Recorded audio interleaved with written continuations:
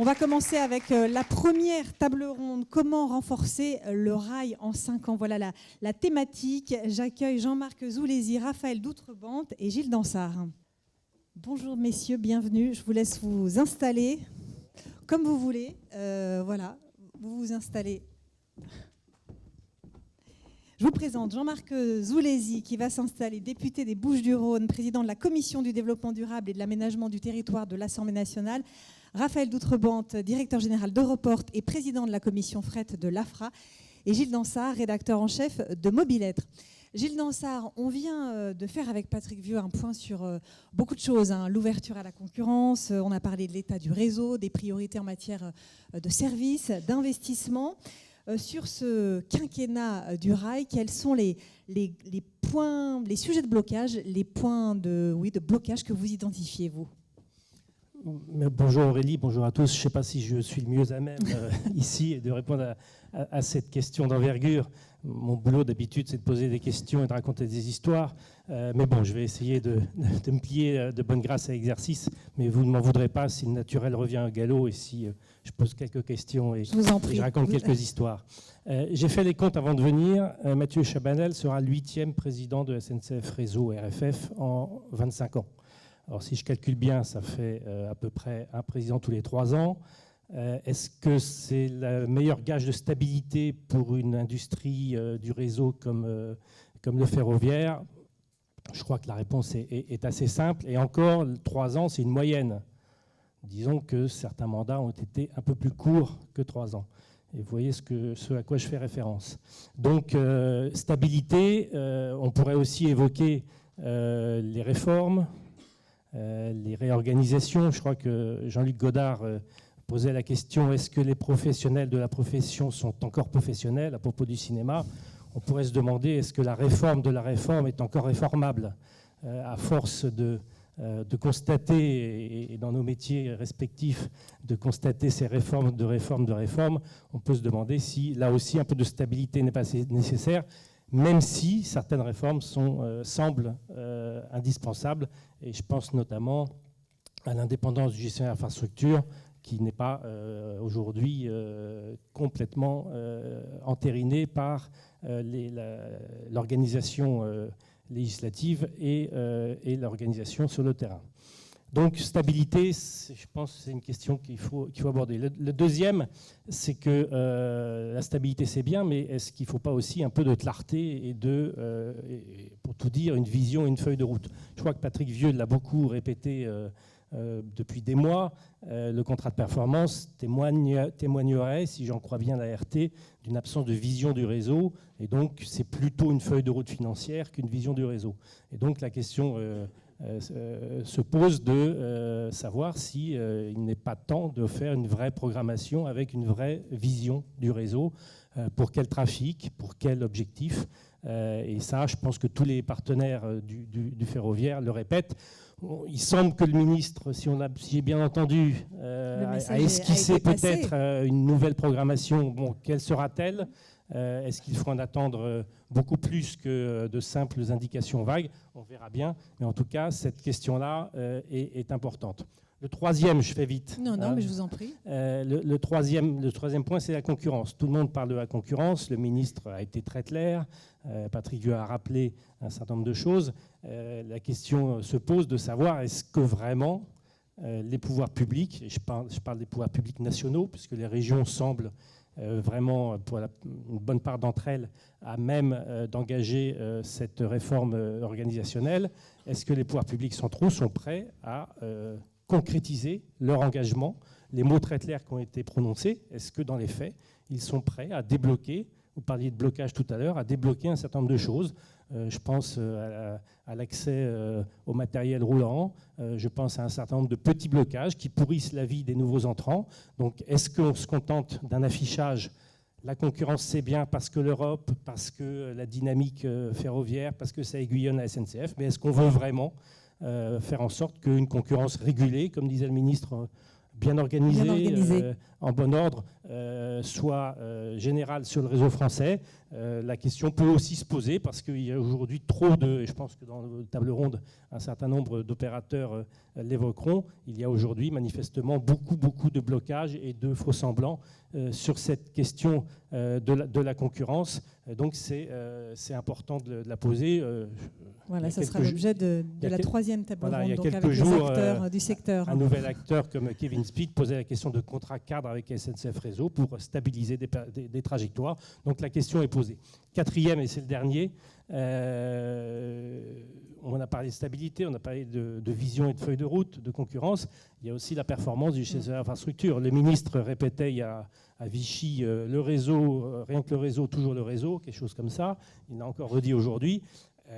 Est-ce que le GCA Infrastructure peut améliorer sa performance en dehors de la feuille de route et de la visibilité? Je crois que certains opérateurs me confiaient il n'y a pas si longtemps qu'eux-mêmes payaient des horaires pour préparer les horaires et les fournir aux horaires de la SNCF Réseau pour qu'un certain nombre de routes soient possibles et soient définies. Est-ce que ça témoigne d'une performance suffisante du GCA Infrastructure? Je pourrais prendre plein d'exemples, mais de ce point de vue-là, il y a aussi plein de blocages à relever. Moi, je suis témoin, de par mon métier, de beaucoup de récriminations sur des petits points. Là, on n'est pas dans la politique générale, sur des petits points, sur des devis qui sont manifestement beaucoup trop élevés, sur des blocages au quotidien. Il faut aussi s'attaquer à ça. Et de fait, comme le disaient à la fois Patrick Vieux et Alexandre Gallo, un nouveau patron de SNCF Réseau qui connaît la maison, c'est peut-être le gage d'une meilleure performance. Et peut-être un bon signe. Pour rebondir sur ce que vous disiez, Gilles, Jean-Marc Zulesi, est-ce que la question n'est pas là, au-delà des investissements? Est-ce qu'il n'y a pas une nécessité, voire une obligation de réformer SNCF Réseau pour faire justement ce saut de performance attendu?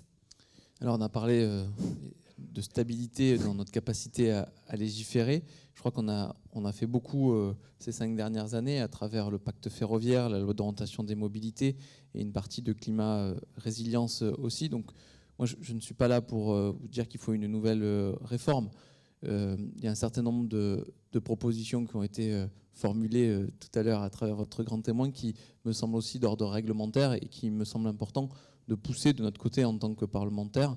Et je pense déjà que ça sera très bien. Je parle beaucoup moi de service après-vote. C'est-à-dire déjà qu'on s'assure que tout ce qu'on a souhaité dans les 3 lois dont je vous ai parlé s'applique convenablement, que nous soyons en capacité d'avoir une ouverture à la concurrence qui se fasse de manière certes organisée, mais que chacun puisse s'y retrouver aussi pour qu'on atteigne l'objectif de cette ouverture à la concurrence qui est d'augmenter l'offre de transport pour que nos concitoyens considèrent le train comme une solution permettant de se déplacer sur notre territoire.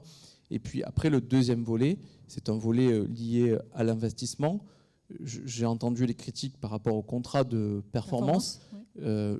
Je l'entends, on a quand même 2,9 milliards d'euros par an.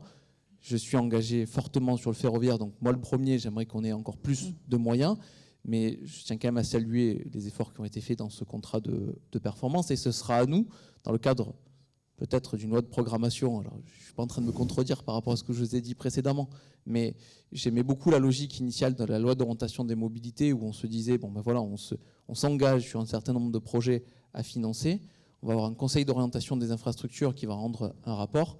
À nous d'aller chercher des moyens considérables permettant d'aller financer des projets de territoire et faire face à ce que le conseil d'orientation des infrastructures appelle ce mur d'investissement. Après, je pense qu'on a un troisième point qui me semble très important dans le réseau, ça a été abordé, c'est le sujet de l'ERTMS. Le sujet du ferroviaire doit être vu aussi sur le spectre européen.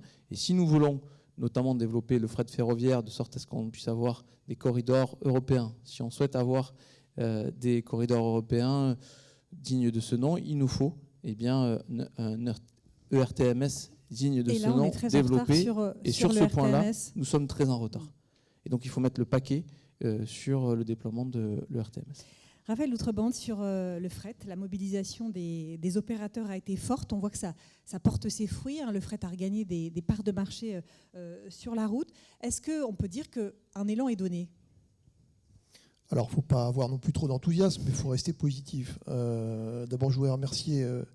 Zulesi et aussi le sénateur Longeau, puisqu'on avait été auditionné il y a maintenant plus d'1 an.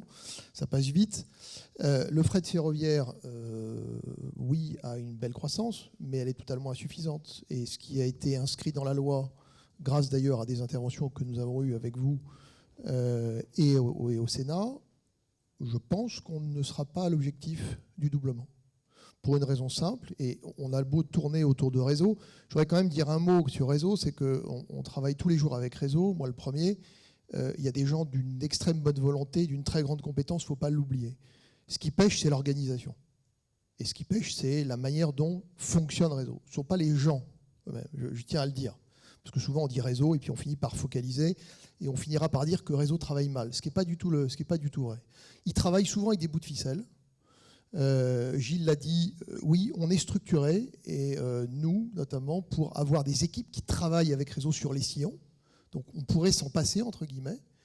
Mais je pense que le sujet n'est pas non plus technologique, digitalisation. C'est vraiment une question de volonté politique de réformer SNCF Réseau. Et Mathieu Chabanel, je lui ai souhaité la bienvenue.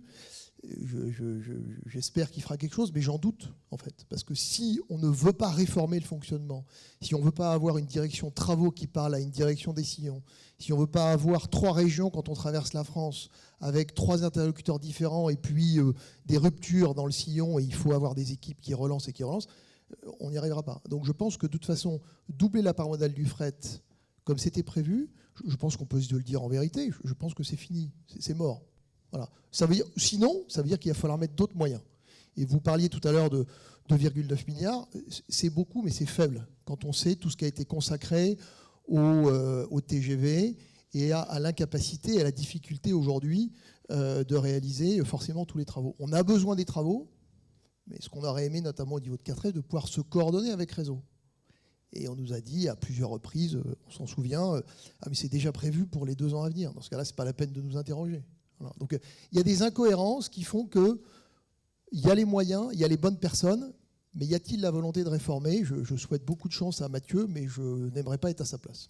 Sur ces objectifs que vous évoquez, Gilles Lansart, Jean-Marc Zoulesi, est-ce qu'on parviendra, vous, votre point de vue sur ce sujet, à l'atteindre, Gilles Lansart, cet objectif d'un doublement ? J'en ai strictement aucune idée. À horizon idée. 2030 Strictement aucune idée. L'image qui me venait en tête là, quand Raphaël parlait de ce x2, c'est le nuage de Tchernobyl. Il s'était arrêté aux frontières de la France.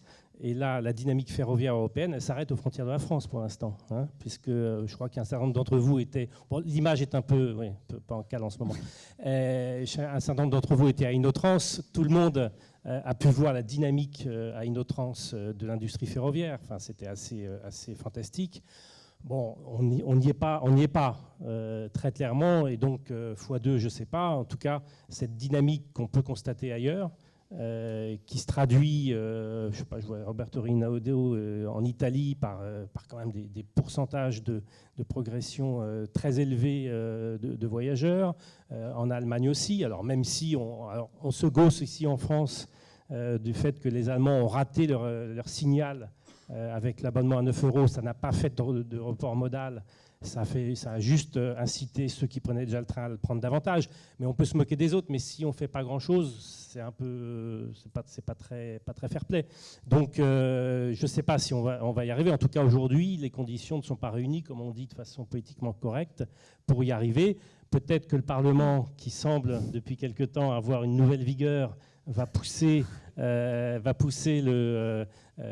l'exécutif à agir davantage, mais ça, c'est pas à moi d'avoir la réponse. Moi, je ne sais que poser des questions. Peut-être que vous avez quelques intentions. Oui, alors, on n'a pas attendu la recomposition de l'Assemblée nationale pour lancer une vigueur sur le sujet du fret ferroviaire, parce que, souvenez-vous, en travaillant justement avec vous sur la stratégie nationale de fret ferroviaire, on n'avait pas de stratégie nationale de fret ferroviaire jusqu'à ce que la loi d'orientation des mobilités arrive et qu'on fasse ce travail ensemble et qu'on ait enfin cette stratégie. On a mis cet objectif dans la loi de doublement de fret ferroviaire à l'horizon 2030.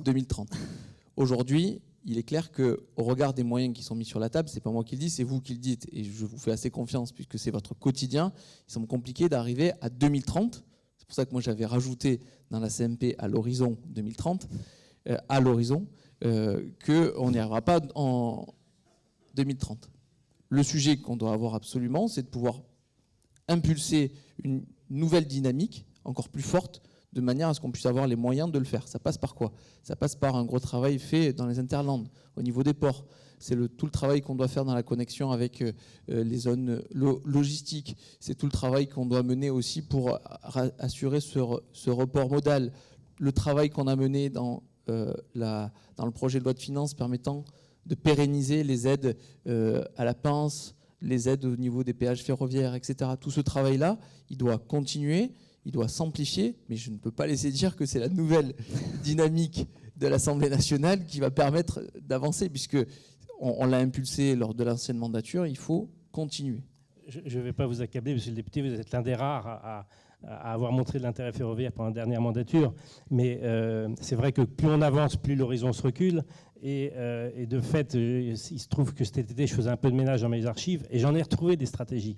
On est un grand pays de stratégie, et donc le problème n'est pas la stratégie. Effectivement, vous avez poussé à une stratégie nationale des frais de ferroviaire. Le problème est d'arriver à concrétiser les stratégies et à faire en sorte, et ça, j'admets que ce n'est pas le boulot du Parlement, que de concrétiser un certain nombre de stratégies qui éclosent comme le lilas au printemps. Alors j'aimerais vous entendre les uns et les autres sur la crise que l'on traverse et donc à laquelle le secteur du ferroviaire est également confronté, la crise énergétique. Quel impact pour le secteur, Raphaël Doutrebente? Alors aujourd'hui, ça coûte moins cher de faire rouler nos locomotives en diesel qu'en électrique. Je pense que tout le monde doit le savoir, tout le monde le sait certainement ici, parce que tout le monde connaît le ferroviaire. C'est quand même le paradoxe dans lequel on est aujourd'hui. Bon, on a quelques petits problèmes d'approvisionnement depuis hier, mais peut-être que ça va s'arranger. On espère. Avec des réquisitions. Mais c'est quand même le paradoxe. Voilà. Et le ministre a rappelé quand même le pourcentage de carbonation du fret ferroviaire. C'est sûr qu'aujourd'hui, on est loin encore de pouvoir s'y attaquer. Donc c'est pour ça que je rebondis sur la proposition d'Alexandre, qui est quand même de plafonner à 180 € du mégawattheure. Mais ce qui est un petit peu dommage, mais la France est un pays de débat et il faut peut-être parfois un peu hurler pour être entendu. Peut-être pas forcément à appeler à la grève générale comme une certaine députée il y a quelques heures, mais l'objectif, et surtout pas, mais surtout, c'est quand même dommage que ça ne se fasse pas naturellement. Voilà. Il n'y a pas d'enjeu d'élection proche. Je l'ai déjà dit plusieurs fois, les marchandises ne votent pas. Donc, encore une fois, merci d'être là parce que je pense que les marchandises vont plutôt vous rapporter des problèmes ou des solutions à nous trouver. Je vous confirme. Voilà, mais c'est bien. Mais vous restez positif, moi aussi. Mais il faut absolument que ce soit fait. Mais vous voyez la difficulté dans laquelle on est aujourd'hui sur l'électricité avec se battre sur du mégawattheure. On constate que malheureusement SNCF Réseau, qui négocie tardivement, pas négocié au bon moment. Donc aujourd'hui, les opérateurs qui passent par réseau... on leur annonce 500 € du mégawattheure. Donc 500 € du mégawattheure, c'est pas compliqué. Il y en a qui vont repasser à la route. Voilà. Donc il faut que le politique que vous êtes, que vous représentez, déjà moi je suis content d'avoir vu la vidéo de M. Beaune parce que je n'avais jamais entendu parler du fret ferroviaire. Donc j'en suis ravi. Je l'avais entendu parler du vélo, de la mobilité. Là en main, on parle des marchandises. Donc c'est bien. Voilà. Donc, et puis j'ai senti qu'il y avait une certaine vigueur. Donc j'en espère beaucoup. Mais sur la partie énergie, oui, c'est un vrai sujet.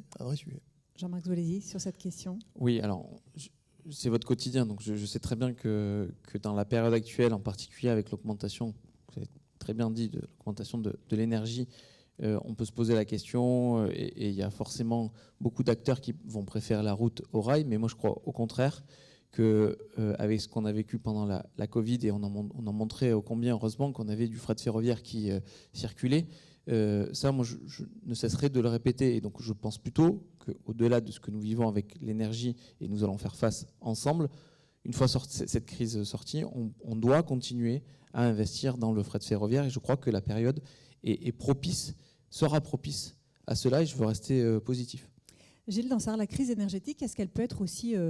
un atout pour le ferroviaire, sur le transport de voyageurs? Je crois que vous avez tous vu les chiffres de cet été. Peut-être même vous comportez autrement dans votre vie quotidienne. Ouais, changement de comportement. Les chiffres sont importants. La demande est très forte. L'offre ne suit pas complètement, même s'il y a eu des efforts très importants des opérateurs, et notamment de l'opérateur historique, pour répondre à cette demande très forte. Donc quel meilleur signe que celui-là, je ne sais pas, mais manifestement, ça ne suffit pas. c'est-à-dire à inverser le paradigme. Je ne suis pas sûr que tout le monde soit convaincu en haut lieu de la nécessité d'investir comme nos voisins, je le répète. Mais c'est sûr que les planètes semblent alignées pour je ne sais pas si c'est 1 x 2, enfin peu importe, mais en tout cas une croissance de l'offre ferroviaire pour les marchandises et pour le voyageur. Mais pour l'instant, il y a quand même des conceptions. Alors je ne sais pas si c'est la conception dite de Bercy qui domine ou c'est juste culturel à un certain nombre de dirigeants qui posent problème. Mais en tout cas, je ne vois pas aujourd'hui. On en revient quasiment à la vision d'il y a 40 ans, c'est-à-dire un réseau grande vitesse radiale, du mass transit dans les grandes métropoles, et puis en dehors de ça, on fait ce qu'on peut, on bricole, on donne aux régions, etc. Bon, on habille ça, enfin, toujours un peu, donc je ne sais pas si on va sortir de cette vision qui est récurrente dans un certain nombre de cénacles, et si on va vraiment oser jouer le jeu d'un réseau qui servira aussi bien aux fret qu'aux voyageurs, mais un réseau avec sa dose de péréquation, même si avec la concurrence, c'est moins facile la péréquation, mais en tout cas, un réseau sur la base d'une solidarité, si on emploie un mot plus large que la péréquation, et qui puisse répondre à davantage de besoins que ceux auxquels on répond aujourd'hui. Et il se trouve qu'il y a un paquet d'opérateurs, c'est ça qui est intéressant dans la concurrence, qui ont envie d'aller sur ces marchés un peu délaissés historiquement par la SNCF, pour plein de raisons. Il ne s'agit pas d'accabler qui que ce soit, la tutelle, la SNCF, peu importe. Mais en tout cas, ils ont envie d'aller sur... Donc pourquoi ne pas envisager un réseau différent de celui qui, finalement, au fur et à mesure du temps, est en train de se dégager, radial et mass transit? C'est une question qui se pose. Qu'est-ce qui pourrait relancer aujourd'hui le ferroviaire sur le fret, les priorités d'action en matière de modernisation du réseau, des infrastructures? Quelles sont-elles, selon vous, Raphaël Doutrebente? Je pense qu'on tourne autour depuis longtemps. Je ne sais plus combien, ça fait maintenant 6 ans que je suis dans le ferroviaire, peut-être 7, j'ai jamais autant travaillé dans le même secteur, donc il y a quand même une certaine passion. On parle du réseau, Gilles l'a dit 3 fois, le réseau, je pense que c'est ça notre souci.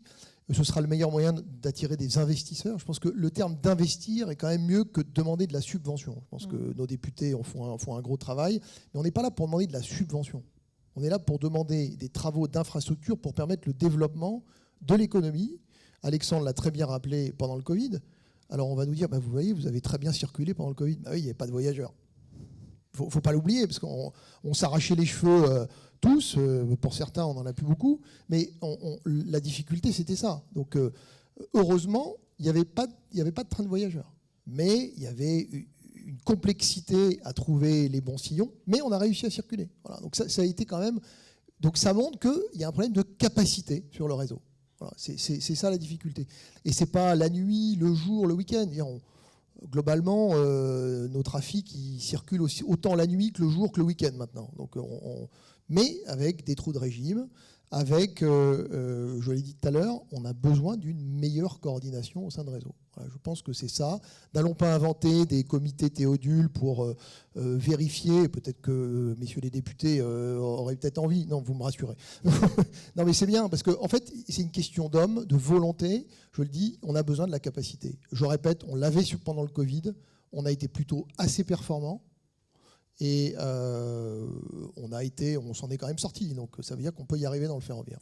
Sur ces priorités, Jean-Marc Zulesi? Oui, des priorités d'investissement sur le réseau, ça a été dit, mais on a aussi quelques points stratégiques. Moi, je donne l'exemple de la gare de triage de Miramas, qui est un bon exemple, où on est arrivé à trouver des moyens considérables.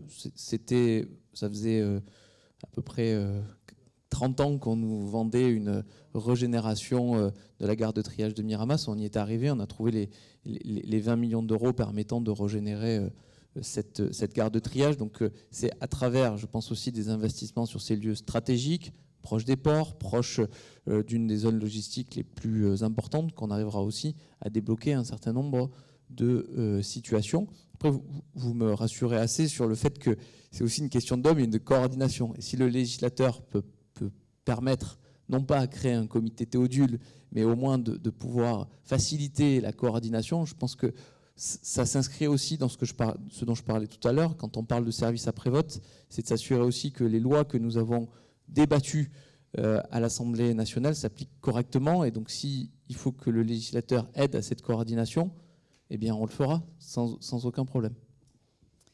Gilles Dansard, justement, pour rendre le train plus attractif, c'est quoi? C'est beaucoup plus de souplesse dans l'organisation du ferroviaire. Ça fait partie des enjeux. Je vais rappeler les fondamentaux. Hein. C'est la régularité, c'est l'accessibilité, c'est la facilité de réserver son train. Enfin, c'est tous les fondamentaux du ferroviaire qui est intrinsèquement supérieur à d'autres modes quand ils fonctionnent bien. Donc ça, c'est les fondamentaux. Ce qu'il faut juste rappeler, c'est que nos compatriotes, les citoyens français, voient le monde évoluer et ils choisissent. Ils sont opportunistes d'une certaine façon. Donc si le ferroviaire est à un tarif avantageux et régulier, facile d'accès, confortable, sûr, ce qui est le cas, il n'y a pas de raison qu'ils ne s'en sortent pas. Donc on est loin du marketing, un peu les parts de marché, etc. C'est juste un travail de fond et de fait, puisque, encore une fois, je ne fais que regarder ce qui se passe depuis quelques mois, voir la fin de la pandémie, enfin si la pandémie a une fin, les planètes sont alignées et les gens veulent du ferroviaire. Donc maintenant, il faut juste s'améliorer et c'est le plus difficile parce que, comme le disaient justement Raphaël et Jean-Marc Zulesi, là, ça n'est plus question de texte de loi, c'est aussi de faire, de s'améliorer. Et je pense qu'il y a de telles passions dans le secteur ferroviaire que c'est tout à fait accessible. Il faut un peu d'argent quand même, hein, je le rappelle, mais c'est tout à fait possible. Et je voudrais aussi rappeler, puisqu'on parle souvent du réseau, ne pas oublier Gares et Connexions, en tout cas tout ce qui est... parce que souvent, on oublie ce GC Infrastructure, qui est un élément absolument important, parce qu'il faut aussi que les structures d'accueil du public soient de qualité. Encore une fois, on est au XXIe siècle et les gens sont assez opportunistes et ils veulent être correctement traités. Oui, après, peut-être justement, parce que si nous n'arrivons pas à trouver l'argent nécessaire auprès de Bercy, sans doute faudra-t-il faire aussi des choix. C'est-à-dire qu'à l'heure où on veut relancer des petites lignes, où on veut relancer le train de nuit, on veut doubler la part de fret ferroviaire d'ici à 2030, on veut s'assurer qu'il y ait des TGV qui fonctionnent convenablement. Peut-être qu'à un moment donné, il faudra revoir notre ambition, notamment sur les trains de nuit. Peut-être qu'il faudra revoir un certain nombre d'ambitions pour s'assurer qu'au niveau du fret ferroviaire, on atteigne l'objectif souhaité.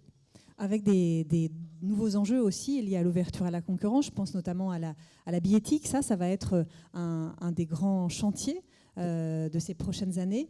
Et là encore, il y a du travail. Alors, il y a du travail. Encore une fois, la loi d'orientation des mobilités, il me semble, a permis de créer le terreau fertile permettant justement de développer cette billettique de sorte à ce qu'on puisse travailler ce qu'on appelle sur du MaaS, du Mobility as a Service. Mais là encore, j'ai l'impression, au regard des retours que je peux avoir dans l'exercice de ce service après-vote, qu'il faut un peu challenger la SNCF de sorte à ce qu'elle puisse ouvrir ses données, de sorte à ce qu'il puisse y avoir, qu'on puisse exploiter convenablement ce que nous avons mis en place dans cette loi d'orientation des mobilités, de sorte à ce que nous puissions faciliter l'usage du ferroviaire. Gilles Dansard, vous vouliez dire un mot sur la billettique et cet enjeu ? C'est clair qu'il y a encore quelques blocages. Parfois, on se demande si l'État stratège ou l'État actionnaire est bien à la manœuvre. Il pourrait éviter un certain nombre de contentieux, voire d'actions en justice. Enfin, il est aussi actionnaire de l'entreprise historique, donc il y a eu un certain nombre de... On dit, c'est la vie normale des affaires. On est quand même dans du service public de personnes. Et donc, je ne suis pas sûr qu'il faille être fataliste et accepter que tout ça prenne des années devant les tribunaux. On a vu en Allemagne, ça a pris beaucoup de temps, ça a perturbé toute l'ouverture. Est-ce qu'il faut se résoudre à ça et attendre qu'il y ait une instruction, puis un appel, etc. Ça prend du temps. On pourrait aller beaucoup plus vite pour lever un certain nombre de choses. Et je crois bien, et ça, c'est pas un pronostic, mais je pose la question, je crois bien que si ça continue comme ça pourrait un peu dégénérer, parce qu'il y a plein de sujets qui sont sur la table, de mise à disposition de matériel roulant, d'ouverture de données, etc., qui sont encore une fois les irritants qui bloquent le développement du ferroviaire, et ça pourrait ça pourrait ne pas se passer si bien dans les années à venir. Donc la question est encore une fois posée à l'État. Qu'est-ce qu'il veut faire? Est-ce qu'il veut faciliter les choses ou est-ce qu'il attend que ça se résolve lentement? D'où le fait que les parlementaires jouent aussi leur rôle, c'est-à-dire qu'il y a un véritable portage politique de ces sujets qui, certes, ne parlent pas au grand public. Lorsque, sur ma circonscription, je parle de fret ferroviaire ou je parle de billettique, ça ne parle pas tellement à nos concitoyens. Et pourtant, ça les Et concerne pourtant, tous. ça les concerne. Donc, à nous L'enjeu pédagogique, sans doute. de mobiliser nos concitoyens sur ces sujets-là, mais surtout qu'à l'Assemblée nationale, au Sénat, il puisse y avoir un vrai portage politique de ces sujets qui sont juste essentiels et qui permettent justement, grâce à ce portage politique, d'éviter que tout ça se termine devant les tribunaux. Raphaël Doutrebente, un mot d'Europort, première entreprise privée de fret ferroviaire, seule rentable en Europe. Quelles sont les clés de ce succès ? Alors ça énerve, je me suis déjà fait reprendre. Franck Dufraud m'a dit un mot au début de l'intervention, donc je vais faire attention. Vous avez vu, je ne vous ai pas posé la question tout de suite, j'ai attendu. Très bien, vous avez attendu. Mais écoutez, ça fait déjà 4 ans qu'on a cette situation financière. On a un actionnaire quand même qui est coté en bourse et qui, je pense, quand je suis arrivé, se demandait pourquoi il avait une entreprise ferroviaire qui perdait de l'argent dans son portefeuille. Voilà. Donc mon objectif, c'était de la remonter. Bah, écoutez, aujourd'hui, la recette, c'est essentiellement d'avoir un service client de qualité avec une sécurité très, très importante et puis surtout d'avoir des coûts de structure très light. Voilà. Je suis en plein dans les budgets 2023, j'ai plein de directeurs qui me demandent plein de personnes. Donc c'est bien, ça crée de l'emploi, mais ça va peut-être pas créer de la valeur. Donc il faut absolument qu'en face des emplois, on mette du chiffre d'affaires et de la marge. Ça aussi, dans le ferroviaire, quand je suis arrivé il y a 6 ans, on m'a dit « tu vas jamais gagner d'argent dans le ferroviaire ». Bon, dans ce cas-là, je vais aller voir le président du groupe, puis je vais lui dire on ferme, on vend les actifs. Il y aura certainement des gens très intéressés par nos actifs. Mais c'était une question très sérieuse. Et quand vous la prenez dans la figure, vous dites où suis-je tombé? Donc on peut y arriver. Moi, le message que je passe, c'est qu'on peut y arriver. On peut y arriver sans subvention ou pas que avec des subventions. Voilà. Vous avez parlé, et vous me rassurez, Monsieur Zulesi, sur les trains de nuit. J'avoue que je n'ai pas compris cet écart.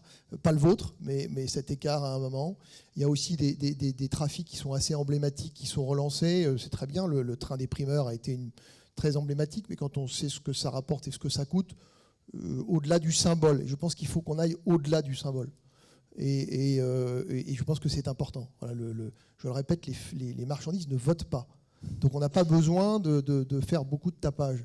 En revanche, si on a les bonnes structures, je pense qu'on peut y arriver. Donc je passe ce message à ceux qui aujourd'hui sont encore en difficulté. Ils peuvent y arriver. Et ce n'est pas moi qui casse les prix, bien au contraire. Se pose aussi l'enjeu de la durabilité, de la croissance verte. Je sais que c'est, Raphaël Doutrebente, un sujet que vous regardez de près. Le bilan carbone des trains est déjà satisfaisant. On peut aller plus loin. Dans le groupe, je suis le mauvais élève puisque le tunnel est quand même un bilan carbone peut-être insolent pour le grand public, mais tant mieux, parce que vous savez, quand on traverse en Angleterre en navette passager ou en Eurostar, eh bien, on a un bilan carbone très faible. Donc on a lancé cette expérimentation il y a 1 an et demi en utilisant du carburant vert, de l'oléo 100. Au début, même en interne, on nous a tous pris un peu pour des gens pas sérieux. Voilà. J'ai eu une petite levée de bouclier de certains qui se disaient écologistes en disant que le colza était demandé de l'eau, on avait besoin de l'arroser. Donc non, on n'a pas besoin d'arroser le colza. D'ailleurs, les récoltes n'ont jamais été aussi bonnes avec la sécheresse. C'est important que tout le monde le sache parce qu'on entend tout et n'importe quoi sur ce sujet. Et puis l'autre sujet qui est important, c'est quand on roule avec du colza, on ne consomme absolument pas plus. Alors soit on avait mal réalisé nos consommations avant, mais aujourd'hui on consomme presque moins, donc je pense qu'on a dû se tromper quand on calculait avant de passer au colza. Ça, c'est un petit trait d'humour pour mes équipes qui ne sont pas là. Et surtout, la moitié de la fabrication du colza permet de faire de la nourriture animale. Donc voilà, c'est quand même plutôt bon, puisque ça nous permet peut-être en plus de tous de manger par derrière. Donc le carburant vert, c'est une priorité maintenant. On a réalisé un partenariat avec le groupe Avril, qui est un de nos clients maintenant et qui est un de nos fournisseurs. Et on est en train d'étendre, on va poser des cuves un petit peu dans tous les endroits stratégiques en France pour nous. Et on va essayer de passer l'ensemble de nos trafics thermiques, ce qui est quand même pas neutre, parce que c'est quand même plus de 50% de nos trafics en thermique. Donc si on les passe en oléo-100, ce sera une belle prouesse. Voilà. Donc j'encourage. Jean-Marc Zulesi, sur cette question, cet enjeu de la durabilité, de la croissance verte. La croissance verte passera par le train. Et c'est à nous aussi de le faire comprendre à la puissance publique. Et je pense, à chaque fois que je suis face à Bercy ou je perds des arbitrages, je leur dis, mais réfléchissez aux externalités positives. Et je pense que l'enjeu que nous devons arriver à faire comprendre, c'est que derrière ces investissements, ce n'est pas que de l'argent dépensé. Derrière, c'est surtout de l'argent qui est gagné en matière d'investissement sur les territoires, c'est l'argent qui est gagné en matière d'externalité, parce que lorsque vous travaillez avec le groupe Avril, c'est forcément des agriculteurs derrière qui vont avoir des revenus supplémentaires. Donc moi, je crois beaucoup dans l'ensemble de ces projets qui permettent justement de pouvoir développer le train et surtout de trouver des solutions dans les territoires. Donc il faut y aller à fond et il faut que la puissance publique soit à vos côtés. Avec l'enjeu de l'hydrogène aussi Alors oui, avec l'enjeu de l'hydrogène qui nécessite plusieurs points. Le premier point, c'est qu'on soit en capacité de fournir de l'hydrogène qui soit complètement décarboné, qu'on ait des infrastructures qui permettent justement aussi de pouvoir se ravitailler, parce qu'il ne s'agit pas simplement de dire qu'on a le train à hydrogène, il s'agit aussi de pouvoir le faire simplement, et il y a forcément après des coûts.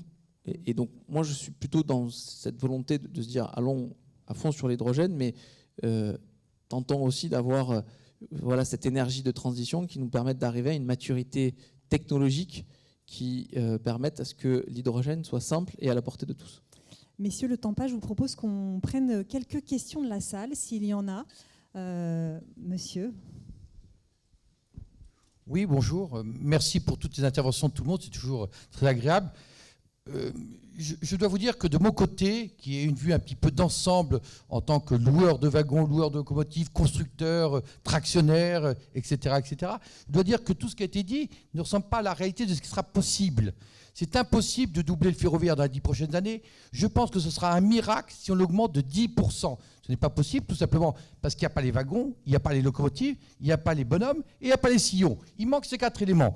Les wagons, en tant que constructeur, le seul constructeur français de wagons que je représente, qui m'appartient à la société, je pense que je peux vous dire, c'est un niveau européen, si on doit monter de 5% le nombre de wagons produits par an, ce sera déjà une prouesse. Donc ne rêvons pas. Sur les locomotives, aujourd'hui, vous voulez acheter une locomotive, il faut dire ce qu'il en est, quand même, qu'on ne tourne pas autour du pot. La première locomotive que vous pouvez toucher, aujourd'hui, c'est 42 mois d'attente. Et personne n'a lancé encore la construction de ces locomotives. Et ils vous demandent 6 millions d'euros. Les locomotives qui valaient 4,5 millions il y a 2 ans. Vous êtes complètement coincé par les règles qui sont édictées par la SNCF, qui tient tout ça en main et qui vous bloquent. C'est clair, il ne faut pas voir midi à 14h, on n'y arrivera pas. Donc ne rêvons pas, ne laissons pas croire à tout le monde qu'on va doubler d'ici 10 ans.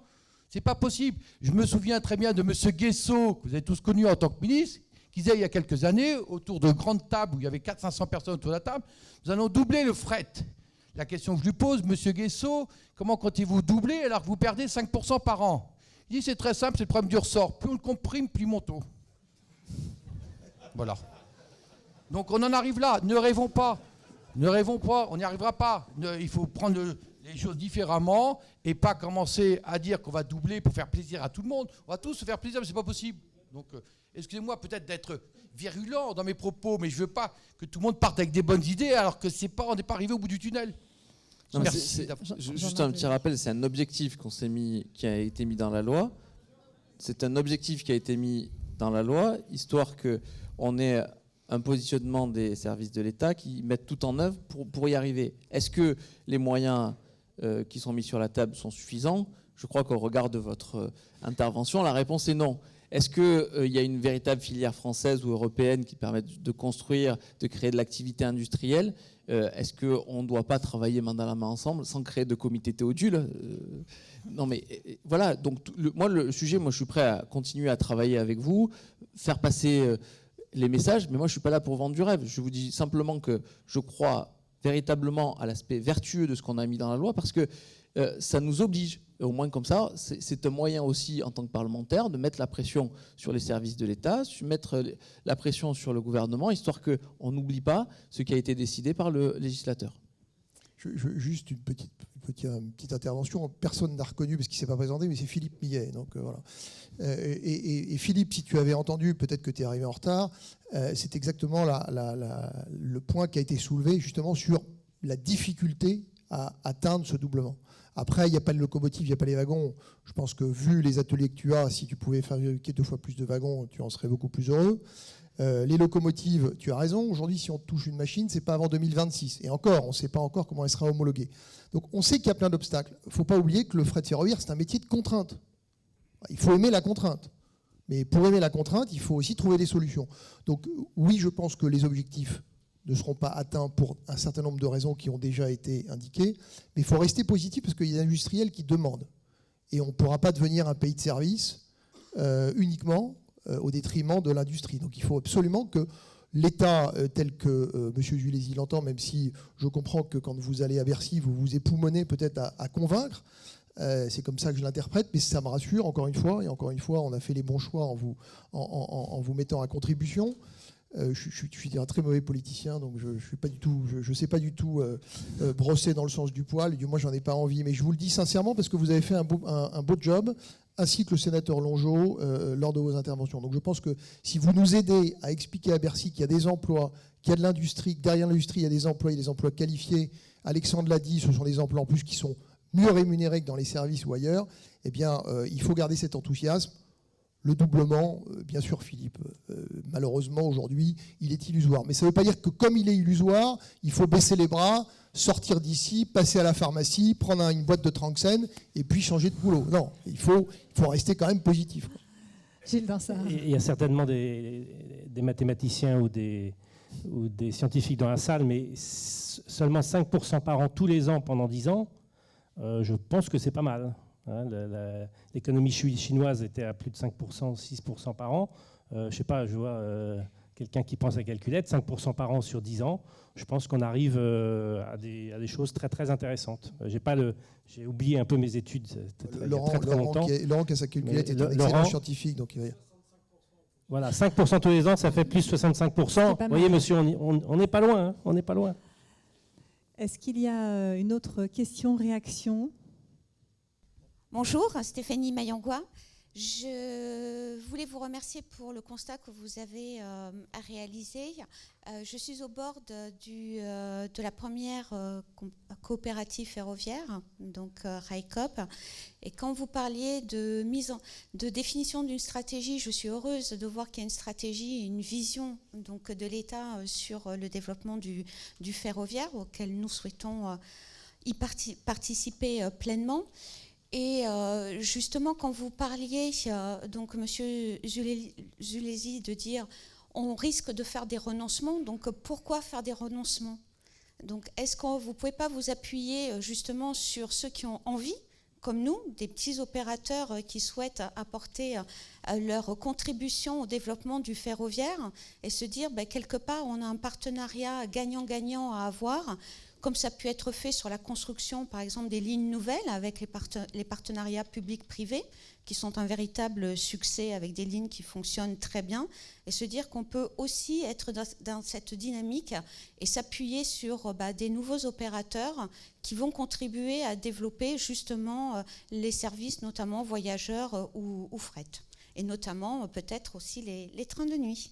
Et vous avez raison, et c'est pour ça que je ne sais pas si vous vous souvenez, mais j'avais porté l'amendement dans la loi d'orientation des mobilités qui permettait à des acteurs tels que vous de pouvoir entrer sur le marché. Donc moi, je n'ai aucun doute quant à votre capacité de pouvoir offrir des solutions ferroviaires à nos concitoyens. Ce que je disais, c'est que si nous ne sommes pas en mesure d'arriver à l'objectif souhaité et de trouver des moyens supplémentaires, des moyens colossaux pour atteindre, par exemple, le doublement illusoire d'ici 2030, il faut revoir un certain nombre d'ambitions. Et moi, je n'ai pas de difficulté à dire, parce que je crois dans le fret ferroviaire, peut-être que sur les trains de nuit, il faut revoir l'ambition, parce qu'il y a peut-être de l'argent à réorienter, de sorte à ce qu'on atteigne les objectifs souhaités dans les différentes lois. C'est que sur ce postulat-là.